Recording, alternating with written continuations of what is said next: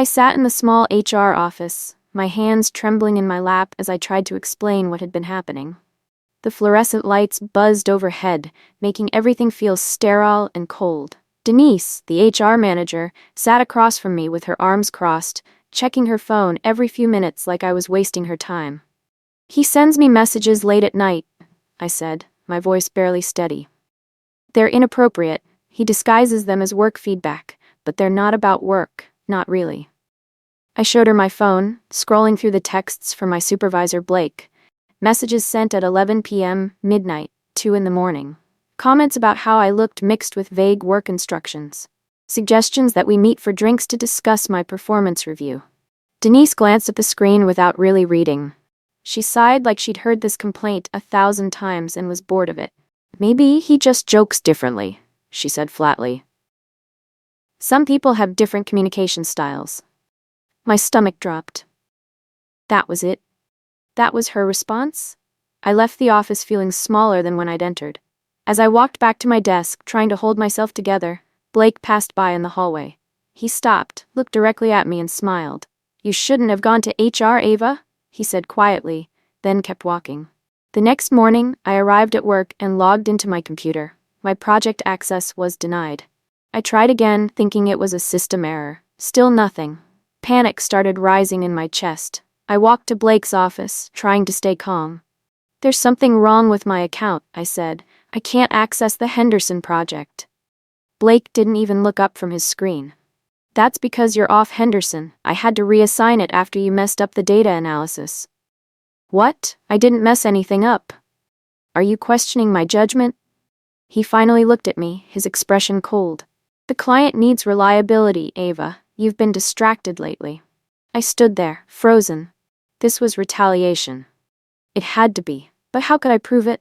Later that day, Blake called a team meeting. In front of everyone, he explained that I'd made critical errors that required him to remove me from our biggest account. My coworkers avoided eye contact with me. I felt humiliated, exposed, powerless. That afternoon, an email arrived in my inbox. It was from HR. "After reviewing your complaint, we found no policy violation. This matter is now closed." I read it 3 times, my hands shaking. They weren't going to help me. The following week, Blake called another team meeting. I dreaded walking into that conference room, but I had no choice. He stood at the head of the table, clicking through a presentation about quarterly targets. Then he stopped on a slide showing project completion rates. "As you can see," he said, gesturing to the numbers, "some team members aren't pulling their weight." His eyes landed on me. "Ava's completion rate has dropped significantly. I'm concerned about her emotional stability affecting her work." Heat flooded my face. Several people glanced at me, then quickly looked away. "Emotional stability?" I repeated, my voice cracking. "Well, you've been making complaints, getting upset about normal workplace communication. It raises questions about whether you can handle the pressure here." I wanted to defend myself, to tell everyone what he'd really been doing, but the words stuck in my throat. No one else spoke up. No one defended me.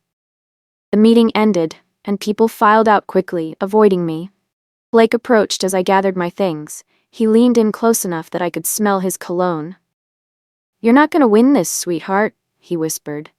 Then he straightened up and walked away, leaving me standing there alone. I sat in my car in the parking garage for 20 minutes before I could drive home. My hands wouldn't stop shaking. Tears burned behind my eyes, but I refused to let them fall. I felt so powerless, so small, like nothing I did mattered. When I finally got home, I collapsed on my couch and let myself cry. I thought about quitting. Maybe that's what Blake wanted. Maybe that's what HR wanted too, for me to just disappear so they didn't have to deal with it. But then, something shifted inside me. I pulled out my phone and started reading through Blake's messages again. Really reading them this time, not just feeling hurt by them. "You look nice today. That color suits you. We should discuss your quarterly review over dinner. Working late again? You're dedicated. I admire that quality in women. Don't be so sensitive. I'm just trying to help your career." These weren't normal supervisor messages. They couldn't be brushed off as different communication styles. I opened my laptop and created a new folder. Then I started forwarding every single message Blake had ever sent me to my personal email account. just in case. If they weren't going to protect me, I'd have to protect myself. I requested another meeting with Denise. She seemed annoyed when I walked into her office 2 days later. Ava, we've already addressed your complaint. Please, just look at these again. I pulled out printed copies of Blake's messages, organized by date. I'd highlighted the most inappropriate ones. Denise took the papers with obvious reluctance. She skimmed them quickly, her expression never changing. He was complimenting your work, she said, setting them down. I don't see anything here that violates company policy. He asked me to meet him for drinks. Multiple times. He comments on my appearance constantly. Networking is part of professional development, and noticing when employees dress professionally isn't harassment. I felt like I was speaking a different language, like she was deliberately misunderstanding me. Please, I said quietly. Something isn't right here. I need help. Denise stood up, signaling the meeting was over. I'm sorry you're uncomfortable, but there's nothing more I can do. Try to be less sensitive about casual workplace interactions. I left her office, feeling defeated. As I walked down the hallway, I heard her voice through her door. She was on the phone, laughing. She's being dramatic again, Denise said. Some people just can't handle normal workplace banter. My face burned, but something cold settled in my chest. They weren't going to help. They never were. I stopped trying to make people understand. I stopped explaining. I stopped defending myself in meetings. Instead, I started documenting everything. Every time Blake made a comment, I wrote it down with the date, time, and any witnesses present. Every email he sent, I forwarded to my personal account. Every meeting where he undermined me, I took detailed notes immediately afterward. I created a spreadsheet tracking every incident. I organized screenshots by category: inappropriate comments, retaliation, public humiliation. My coworkers probably thought I'd given up. I stayed quiet in meetings. I didn't argue when Blake criticized me unfairly. I just nodded and went back to my desk. But at night, I was building a case.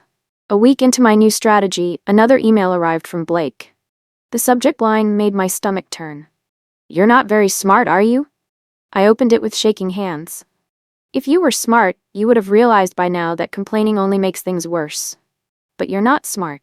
You're emotional and difficult. That's why you'll never advance here. Think about that. I read it 3 times. Then I forwarded it to my personal email, added it to my spreadsheet, and took a screenshot. He was getting bolder. That would be his mistake.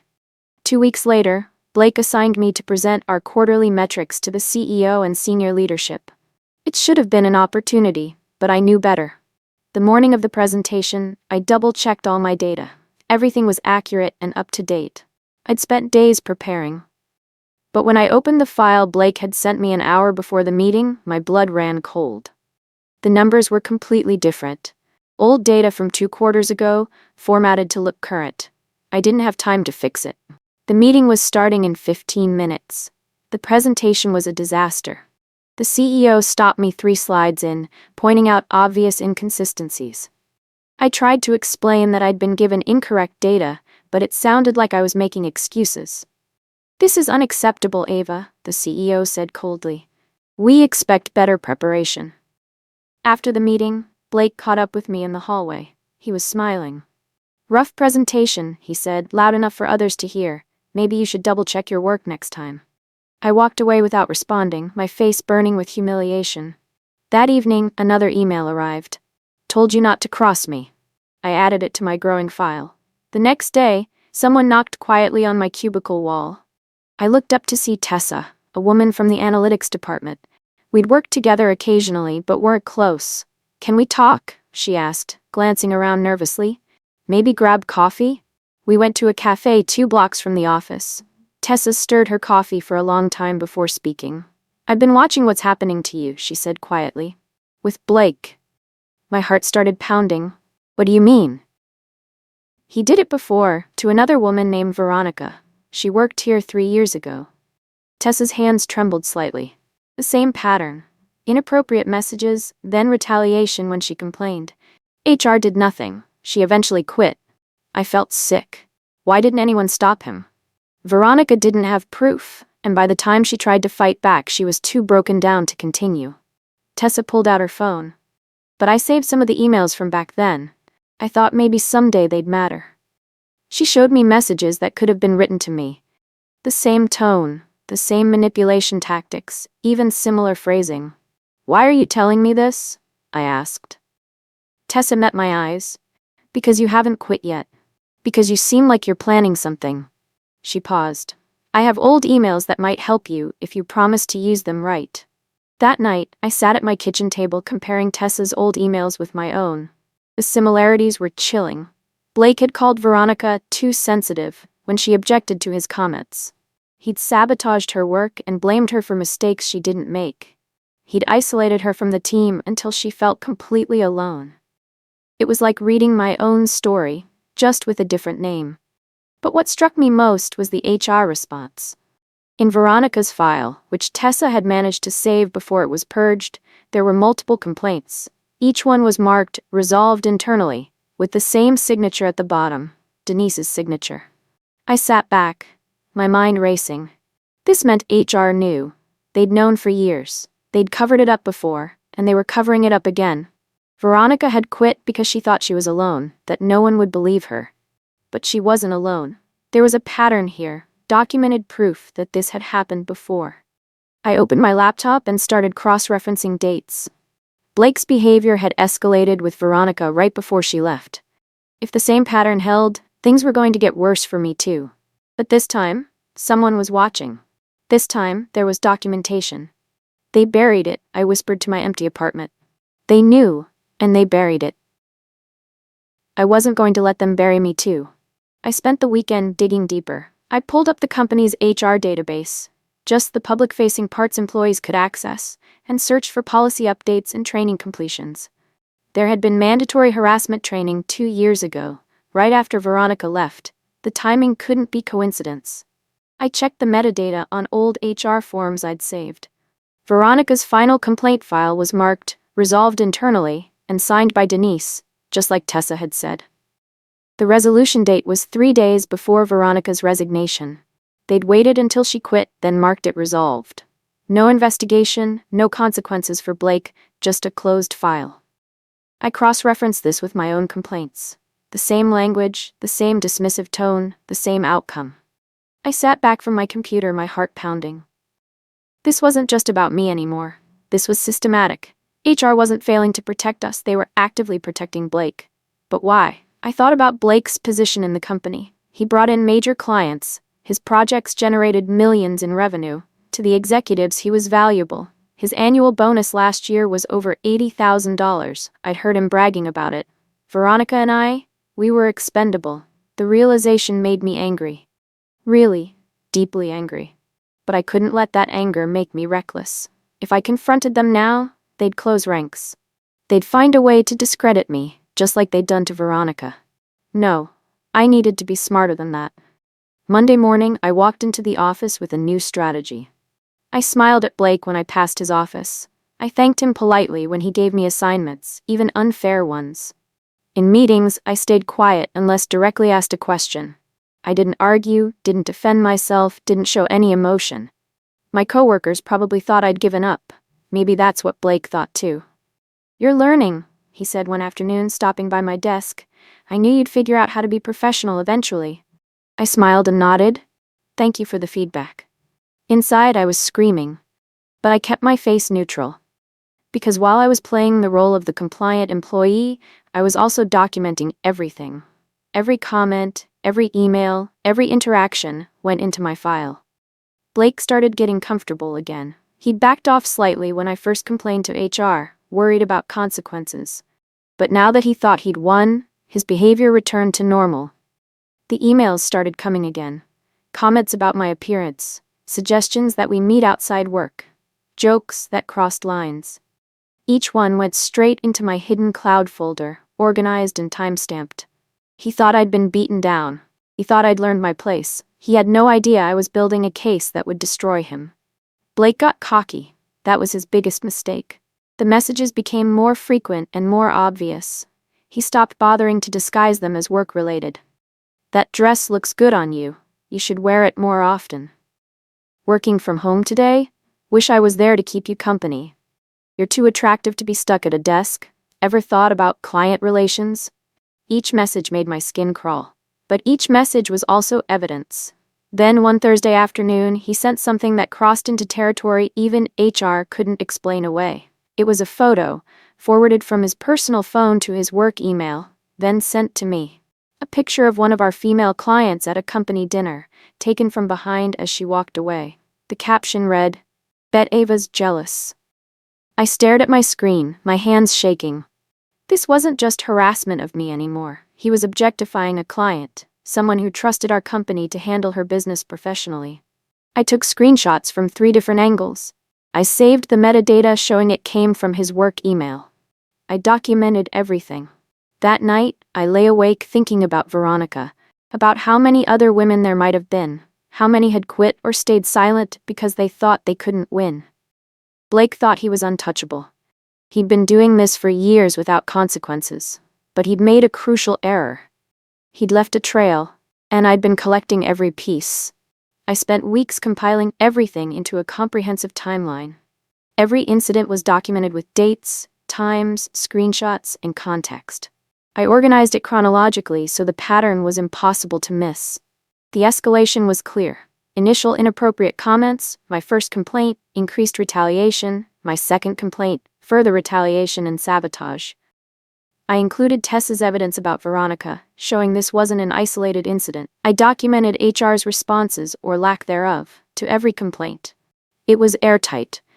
Anyone looking at this file would see exactly what had happened and how the company had failed to address it.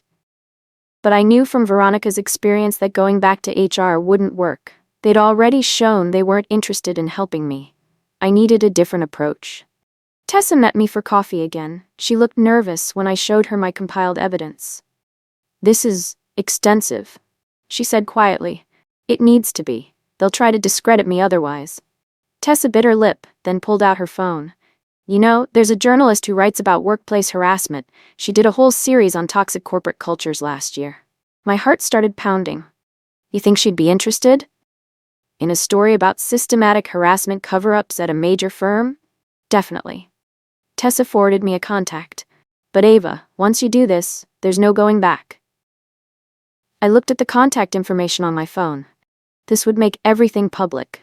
There would be consequences I couldn't predict. But staying silent hadn't protected me. Complaining internally hadn't helped. What other choice did I have? I drafted an anonymous email to the journalist that night. I didn't include my name or the company initially, just enough detail to gauge her interest. "I have documented evidence of systematic workplace harassment and HR cover-ups at a major marketing firm. Multiple women affected over several years. Would you be interested in investigating?" I stared at the send button for 10 minutes before finally clicking it. The response came faster than I expected. Within hours, she'd replied, "Absolutely interested. If you have documented proof and are willing to share your story, we'll protect your identity throughout the investigation." This is exactly the kind of corporate accountability we focus on. My hands shook as I read her message. This was real. This was happening. Before I could second-guess myself, Blake sent another email. He'd been drinking. That much was obvious from the typos and rambling tone. "You should smile more if you want to keep your job. You're pretty, but your attitude needs work. Maybe if you were nicer to me, things would be easier for you." I read it 3 times, my disgust growing. He was threatening my job while drunk texting about my appearance. I forwarded it to my personal email, added it to my file, and then made a decision. I sent everything to the journalist. Every screenshot, every document, Tessa's evidence about Veronica, the timeline showing HR's inaction. All of it. The journalist called me 2 days later. We spoke for 3 hours. She was thorough, asking detailed questions about every incident, verifying dates and facts. "This is solid," she said finally. "But I need to ask, are you prepared for what happens when this goes public? Your company will likely retaliate further. Blake will know who exposed him." "They've already retaliated against me for months," I said. "What else can they do?" "More than you think. But I believe you, and I think your story needs to be told." We agreed she'd start with an initial article without naming me, testing the waters. If the company denied the allegations, I'd go public with my identity in a follow-up piece. Meanwhile, Blake kept digging his own grave. He sent me an assignment to complete over the weekend, a task that would normally take a team a week. When I asked if I could delegate parts of it, he sent a response that made my blood boil. If you can't handle the workload, maybe this job isn't right for you. Some people aren't cut out for high-pressure environments. The email was CC'd to Denise in HR. I replied professionally, confirming I'd complete the assignment and CC'd Denise back. I'm happy to take on this project, just want to confirm the timeline is appropriate given the scope. Denise didn't respond. Of course she didn't. I forwarded the entire chain to the journalist. 3 days later, the article dropped. I was sitting at my desk when my phone started buzzing with news alerts. The headline made my breath catch. Marketing firm faces allegations of suppressed harassment claims.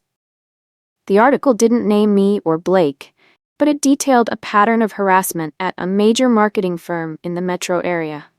It described complaints ignored by HR, employees forced out, a culture of protecting high performers regardless of their behavior.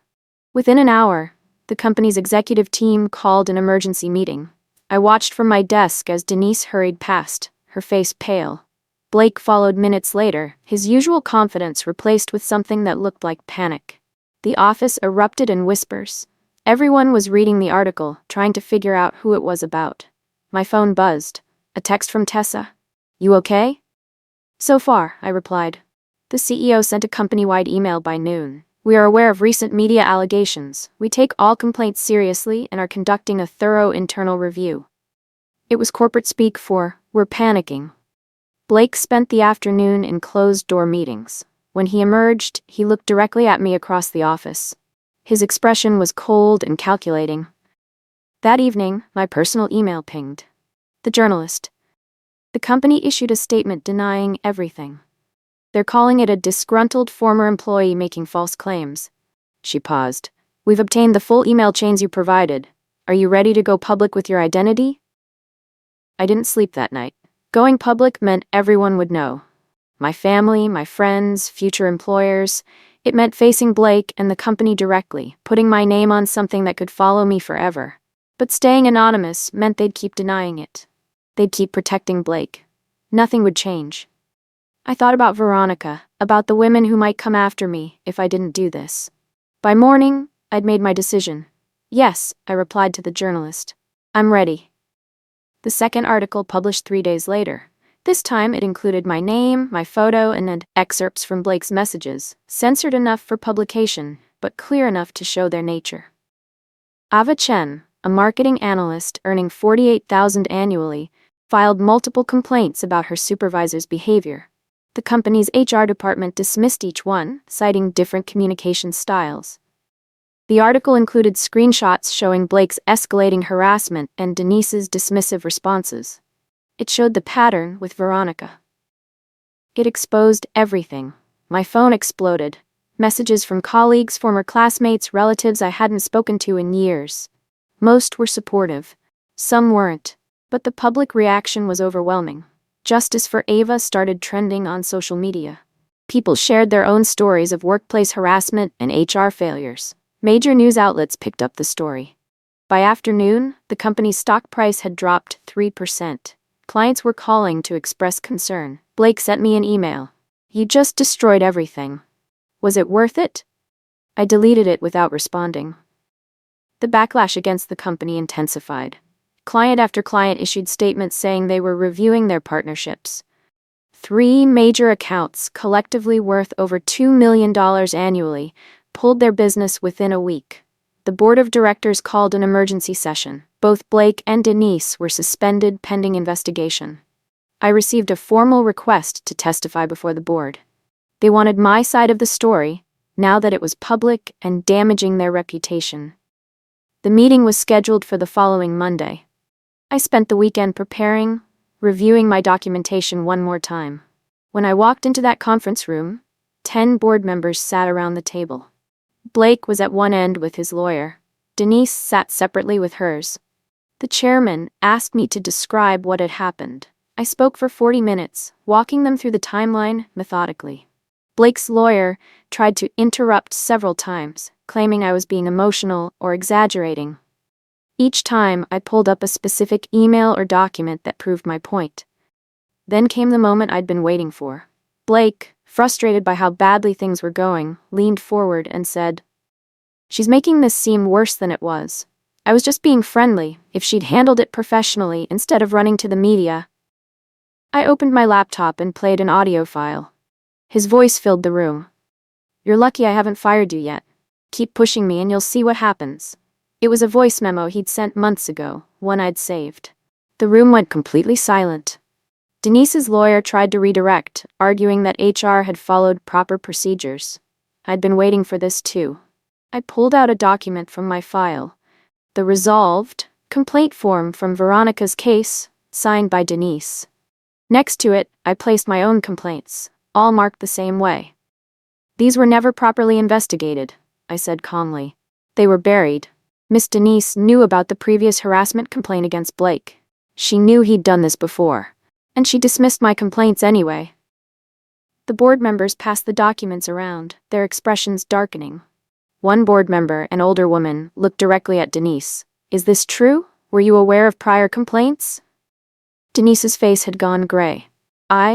We resolved those situations internally."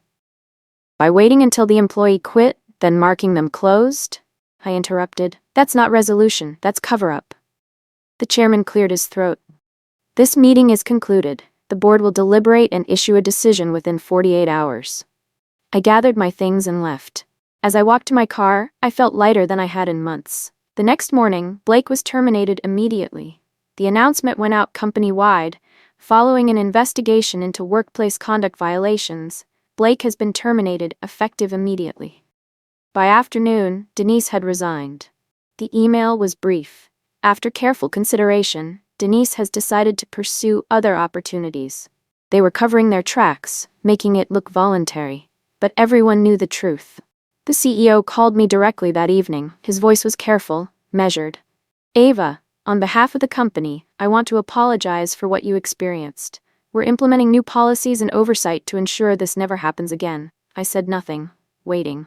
"We'd like to offer you a settlement package, a generous one, $250,000 considering the circumstances. In exchange, we'd ask that you sign a non-disclosure agreement." "No," I said firmly. "I'm sorry? No, I'm not signing anything that prevents me from talking about what happened. I'm not helping you cover this up." There was a long pause. "Ava, be reasonable. This settlement would be life-changing money." "I don't want your money. I want accountability.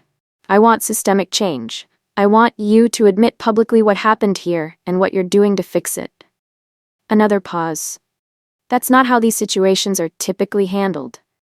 "Then maybe that's the problem," I said. "If you're serious about change, prove it. Make a public statement acknowledging the failures. Bring in external oversight for your HR department. Create a transparent reporting system. We'll need to discuss this with our legal team. You do that, I'll be waiting." I hung up feeling strangely calm. They thought they could buy my silence. They thought money would make me go away. They still didn't understand that this had never been about money. I decided to share my story directly. I wrote a long post on LinkedIn, detailing my experience without naming the company, but making it clear enough that anyone paying attention would know who I meant.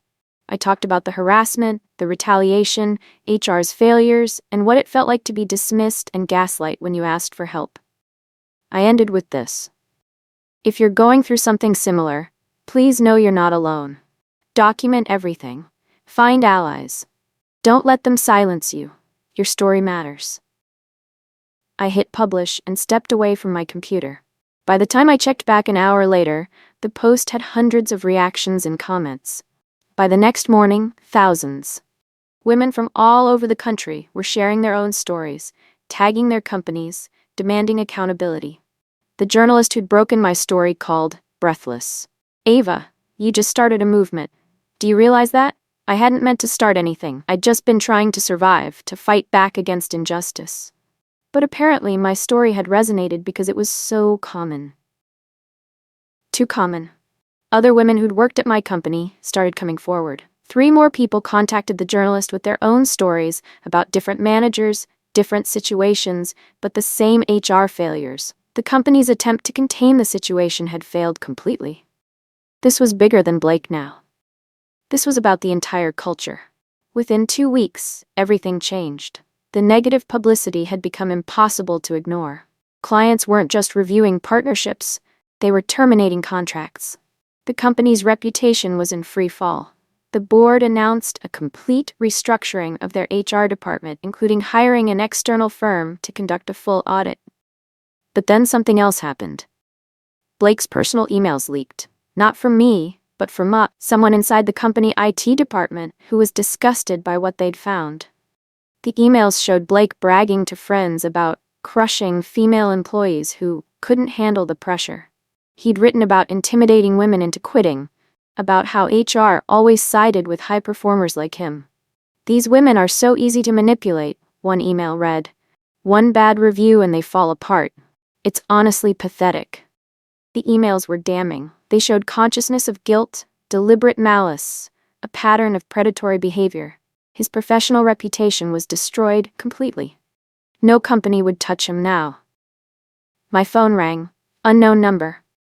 "This is Morrison and Associates law firm. We're filing a class action lawsuit against your former company on behalf of multiple women who experienced workplace harassment and retaliation. Would you be willing to serve as a lead plaintiff?"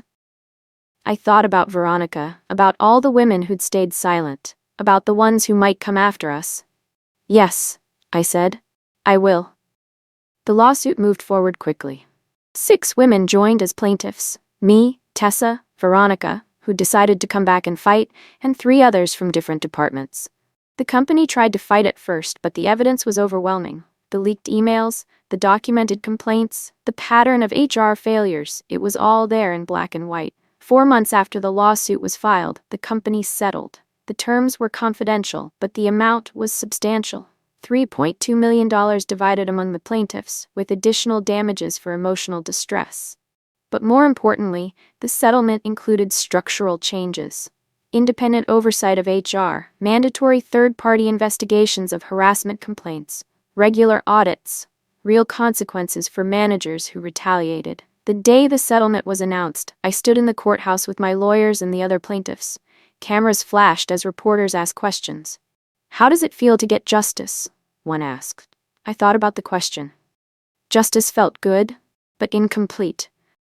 Blake was gone. Denise was gone. Policies were changing. But how many other companies were exactly like this one? How many other women were sitting at their desks right now, experiencing what I'd experienced, thinking they had no options? "It feels like a beginning," I said finally. "But there's still so much work to do." As I walked out of the courthouse, my phone buzzed. An email from Blake. "You destroyed my life," it read. "I hope you're proud of yourself." I stared at it for a long moment. Then I closed the email without responding. He wasn't worth my time or energy anymore. I used part of my settlement, roughly $400,000 after taxes and legal fees, to start a nonprofit organization focused on workplace advocacy. We provided resources for people experiencing harassment, legal referrals, documentation templates, emotional support, media training for those who decided to go public. Within 6 months, we'd helped over 200 people navigate similar situations. Some cases settled quietly. Others went public. Each one mattered. I hired Tessa as my first employee. Veronica joined as a consultant, using her experience to help others avoid the mistakes she'd made. We created a database tracking companies with patterns of harassment complaints, giving people information before they accepted job offers. We lobbied for stronger workplace protection laws. The organization grew faster than I'd expected. Apparently, there was a massive need for what we were offering. I did interviews, speaking about my experience and encouraging others to document and report. I testified before legislative committees about the need for workplace reform. My life looked completely different than it had a year ago. I'd lost my job but gained a purpose. Sometimes people asked if I regretted going public, if the personal cost had been worth it. I always said yes, because staying silent would have cost me something far more valuable: my self-respect, my voice, my belief that speaking truth to power actually mattered. Blake had tried to crush me. Instead, he'd pushed me to become someone stronger than I'd ever imagined.